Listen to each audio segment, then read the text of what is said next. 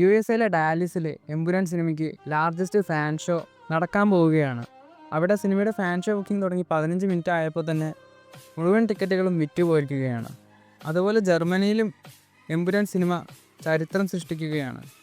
ജർമ്മനിയിൽ സിനിമയുടെ advance booking തുടങ്ങി 2 മണിക്കൂർ കഴിഞ്ഞപ്പോൾ തന്നെ 1000 ടിക്കറ്റുകളാണ് ജർമ്മനിയിൽ സോൾഡ് ഔട്ട് ആയിരിക്കുന്നത്.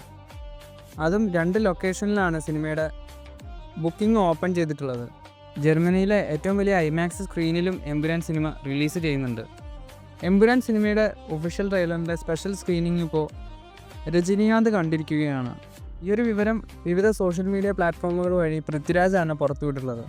എമ്പുരാൻ സിനിമയുടെ ട്രെയിലർ കണ്ട ആദ്യ വ്യക്തി രജനീകാന്ത് ആണെന്നും പൃഥ്വിരാജ് പോസ്റ്റ് ചെയ്തിട്ടുണ്ട്. എന്തായാലും ഓരോ ദിവസം കൂടുമ്പോഴും എമ്പുരാൻ സിനിമയുടെ ഹൈപ്പ് കൂടിക്കൊണ്ടിരിക്കുകയാണ്. എമ്പുരാൻ സിനിമയുടെ ട്രെയിലർ ലോഞ്ച് ഈ വരുന്ന 20-ാം തീയതിയാണ് നടക്കാൻ പോകുന്നത്. മറ്റ് ഇൻഡസ്ട്രികളിലെ വമ്പൻ താരങ്ങളൊക്കെ ഈ ഒരു ട്രെയിലർ ലോഞ്ച് ഫംഗ്ഷനിൽ ഉണ്ടാകുമെന്നാണ് പറയുന്നത്. എമ്പുരാൻ സിനിമയുടെ പുതിയ അപ്ഡേറ്റുകളുമായി അടുത്തൊരു വീഡിയോയിൽ കാണാം.